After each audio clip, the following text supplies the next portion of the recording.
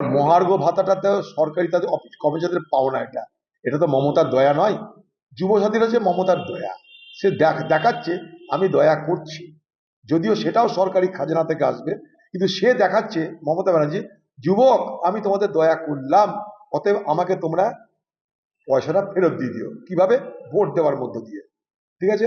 আর সরকারি কর্মচারীরা আন্দোলন করে, বছরের পর বছর আন্দোলন করে হাইকোর্ট সুপ্রিম কোর্ট করে তাদের ন্যায্য অধিকার আদায় করে নিয়ে এলো, তাদের ক্ষেত্রে সেটা দেওয়া হবে না। কারণটা খুব স্পষ্ট, সরকারি কর্মচারীদের টাকা দিয়ে ভোট হবে না।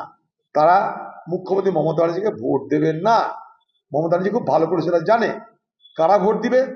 যুবকেরা। কেন? তাদের দারিদ্রতা আছে, অভাব আছে। অভাবটাকে, দারিদ্রতাকে খরিদ করে নাও। খরিদ করা কি নাম? যুবসাথী। বাজারে কিছু খরিদ করতে গেলে তো পয়সা লাগে।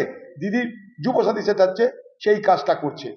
এইভাবে 2013 সালে এক ঢপের কীর্তন করেছিল যুবশ্রী, সেটা ফ্লপ। ভোট হয়ে গেল, যুবশ্রীও ফ্লপ হয়ে গেল। এটাও ভোট শেষ হবে, যুবসাথী হাওয়ালি নেবে পশ্চিমবঙ্গ থেকে।